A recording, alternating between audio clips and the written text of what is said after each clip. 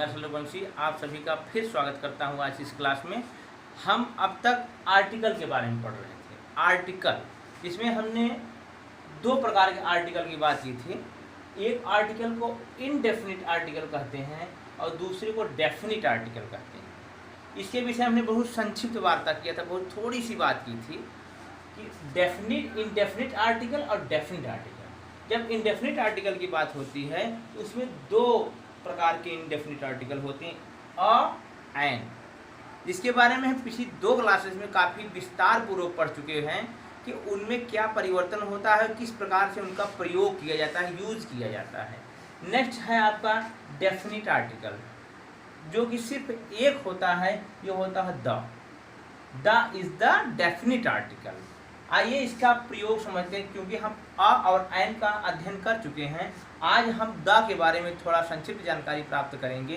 तो इसकी शुरुआत हम करते हैं, यहाँ से एक सेंटेंस लिखा हुआ है, the cow uh cow, the काऊ आ काऊ। ये दोनों में क्या अंतर है, समझिएगा बात को हमारी। यहीं से आपके दोनों आर्टिकल के बीच डिफरेंस, अंतर और साथ ही साथ जो नया आर्टिकल हमने आपको बताया है द, इसका परिचय प्रारंभ हो जाएगा। इसलिए इस बात को शुरू से ही ध्यान से समझिएगा। द काऊ की जब हम बात करते हैं तो किसी विशेष गाय की बात करते हैं, किसी निश्चित गाय की बात करते हैं, क्योंकि हम पहले ही बता चुके हैं कि द इज द डेफिनिट, निश्चित आर्टिकल होता है, निश्चित बात करता है। तो द काऊ जिस ऐसी गाय जिसके बारे में आप परिचित हो, जिसके बारे में आप जानते हो, उसको हम द काऊ कहेंगे। और अ काऊ ऐसी कोई भी गाय जो आपको दिख जाए, जिसके बारे में आप कुछ विशेष ना जानते हो, उसे हम आ काऊ कहेंगे। जैसे यहाँ पर एक वाक्य लिखा हुआ है, हालांकि दो वाक्य लिखे गए हैं, इन दोनों वाक्यों के माध्यम से आपको समझने में और आसानी हो जाएगी कि द ए एन में क्या अंतर है। इसको और क्लियर करने के लिए हमने यहाँ पर दो उदाहरण आपके सामने रखे हुए हैं। पहला है the boy you see is my son, the boy you see is my son. और दूसरा वाक्य है आई सा अ बॉय। दोनों से बात बिल्कुल साफ हो जाए दोनों वाक्य से। The boy you see is my son, वह लड़का या लड़का जिसे आपने देखा वह मेरा पुत्र है। इसका हिंदी उच्चारण अर्थ होगा कि वह लड़का या वह लड़का जिसे आपने देखा वह मेरा पुत्र है। तो यहाँ द बॉय जो है इस बात को डिनोट करता है, इस बात को इंडिकेट करता है कि इस बच्चे के बारे में, इस व्यक्ति की, जिस बच्चे के बारे में यह व्यक्ति बात कर रहा है, वह बच्चा उस व्यक्ति से परिचित है, उस बच्चे के बारे में उस व्यक्ति को पता है।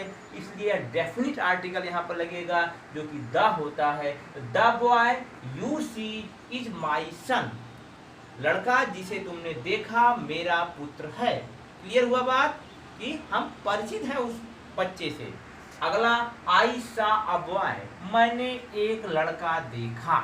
एक लड़का देखा, वो कैसा लड़का था हम उसके बारे में कुछ नहीं जानते हैं, उससे हमारा कोई पूर्व का परिचय नहीं है, वह एक सामान्य बालक है जिसको हम नहीं जानते हैं। तो यहाँ पर प्रयोग हुआ आई सा अ बॉय, मैंने एक लड़का देखा। अब पूरा हम उस सेंटेंस पे जाते हैं, पहले वाले the boy you see is my son, लड़का जिसे आप देख रहे हैं या लड़का जिसे आप देखते हो मेरा लड़का, वह मेरा है। यह बात को पुष्ट करता है कि इस बच्चे में और इन क्या है, इनका सन है। तो इस क्लियर को और बिल्कुल साफ समझिएगा, किसी प्रकार का संशय मत रखिएगा। आइए इसके प्रयोग के कुछ नियमों के बारे में वार्तालाप करते हैं, समझने का प्रयास करते हैं कि जिस प्रकार से आ और एन का प्रयोग हमने बताया, उसे द का प्रयोग कैसे किया जाता है। देखिए हमने कुछ यहाँ पर नाम लिखे हुए हैं, कुछ नाउन का प्रयोग किया है, हिमालय, गंगा, रेड सी, इंडियन ओशन।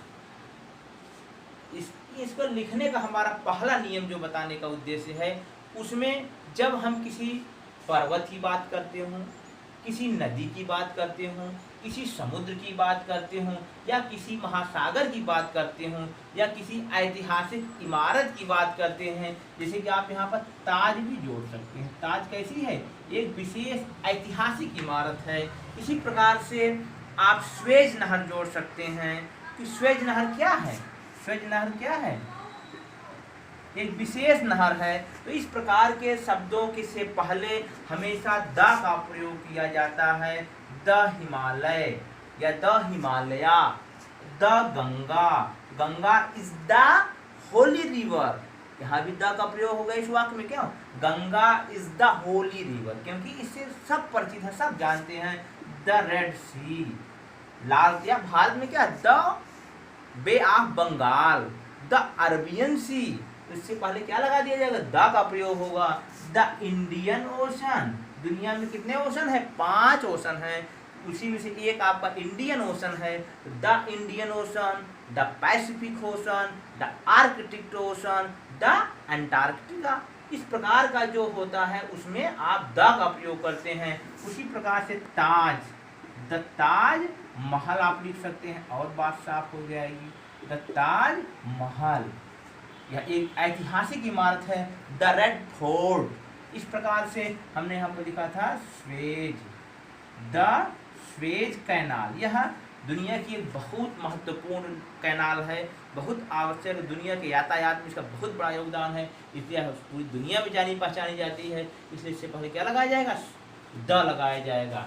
ये हो गया पहला नियम कि यदि किसी पर्वत का नाम, किसी नदी का नाम, किसी समुद्र का नाम, किसी महासागर का नाम, किसी ऐतिहासिक इमारत का नाम या किसी प्रसिद्ध नहर का नाम हम लिखते हैं, उससे पहले द का प्रयोग करते हैं। बिल्कुल आप समझ गए होंगे, हमें पूरा विश्वास है। अब यहाँ पर आते हैं, the cow is a useful animal. कल वाला नियम देखिएगा, यहाँ पर क्या है? वोवेल है, लेकिन इससे पहले हमने क्या लगाया है? आ लगाया है, क्योंकि यहाँ यूजफुल है, यू। कल हमने इसको बताया था, कल वाले वीडियो में इस चीज को बहुत साफ बताया गया कि यहाँ पर आयन क्यों नहीं लगा, आल क्यों लगा है। The cow is the useful animal, यहाँ पर द काउ, काऊ के बारे में सब लोग जानते हैं। काऊ एक ऐसा प्राणी है, एक ऐसा जंतु है जो हमारे मनुष्यों के बड़े काम का होता है। हमें दूध देता है, बहुत सारे प्रोडक्ट देता है, मिल्क प्रोडक्ट बहुत सारे पैदा होते हैं। तो ये the cow is a useful animal. तो जितने जानवर ऐसे, the dog is a faithful animal. Dog कैसा होता है? ये जिम्मेदार या एक विश्वास पात्र जीव होता है। तो वहां भी आप लगा सकते हैं, the dog is a faithful animal. यहाँ भी आप ऐसा प्रयोग कर सकते हैं। नेक्स्ट पे आइए, जो बड़े धार्मिक या ऐतिहासिक ग्रंथ रहे हों या जिसमें किसी धर्म से जुड़ी हुई बातें, इतिहास या महत्वपूर्ण उपन्यास हों, उनसे पहले भी हम द का प्रयोग करते हैं। जैसे the Ramayana, the Gita, the Bible, the Quran, इनसे पहले हम भी द लगाते हैं। समझ जाइए, ऐसे महान ग्रंथ, ऐसे महान साहित्य जिनके बारे में सभी लोग जानते हैं, जो सुपरिचित हैं सभी व्यक्तियों से, उनके नाम से पहले भी हम द का प्रयोग करते हैं। आज का लास्ट टॉपिक पर आते हैं, इसके बाद हमारी क्लास खत्म हुई। कल फिर हम इसी को कंटिन्यू करेंगे। इसलिए आज जो हमारा किसी महत्वपूर्ण समाचार पत्र का नाम लिखने से पहले भी हम द का प्रयोग कर सकते हैं। ये the Dainik Jagran, the Amar Ujala, the Hindustan times. इस प्रकार से हम जो आज समझे हैं उसका अंतिम में एक बार 1 मिनट में हम रिवीजन कर देना चाहते हैं कि आर्टिकल 2 प्रकार के होते हैं, indefinite article a and definite article the. उसके बाद हमने कुछ उदाहरण दिए। द काऊ मतलब जिस काऊ के बारे में आप जानते हो उसे द काऊ, अ काऊ कोई ऐसी काऊ जिसके बारे में आपसे कोई परिचय ना हो उसे अ काऊ कहेंगे। The boy you see is my son, ऐसे व्यक्ति या ऐसे लोग जिनसे आप परिचित हैं उनसे, उनके नाम से पहले द का प्रयोग होगा। और ऐसी महत्वपूर्ण जगह हैं जैसे आपका पर्वत हो गया, नदी हो गया, समुद्र हो गया, महासागर हो गया, ऐतिहासिक इमारत हो गया, नहर हो गई, उससे पहले द लगाते हैं। उसके बाद हम ऐसे एनिमल जिनके बारे में हम सुपरिचित हो, जिनके लाभ के बारे में, जिनके उपयोग के बारे में, उनसे पहले द का प्रयोग करते हैं। और ऐसे धार्मिक ग्रंथ है, ऐसे ऐतिहासिक ग्रंथ है, ऐसे महान पुस्तकें जो सुपरिचित हैं सभी लोगों से जिनके बारे में जानते हैं, उनसे पहले हम द लगाते हैं। और ऐसे समाचार पत्र जिनके बारे में हम सुपरिचित हैं, जो वेल नोन्ड हैं, अधिक लोग जानते हैं, उनसे पहले भी द का प्रयोग किया जाता है। तो आज एक छोटी सी क्लास रही जिसमें हमने द का प्रारंभिक ज्ञान सीखा। कल भी इसी टॉपिक को आगे बढ़ाएंगे। आप लोग ध्यान से वीडियो देखिएगा, अपने आसपास की वस्तुओं के में भी द का प्रयोग करना सीखिएगा। यह मेरा आप लोगों से अनुरोध है। मुझे पूर्ण विश्वास है कि आप वीडियो हमारा पूरा देख रहे होंगे। और फिर एक बात कहूँगा, इस चैनल को सब्सक्राइब करिए, नोटिफिकेशन का बटन दबाइए, जैसे ही मैं वीडियो अपलोड करूँ आप उसे जुड़ करके उसका लाभ उठा सकें। आप सभी लोगों को बहुत बहुत धन्यवाद। नमस्कार, शुभ।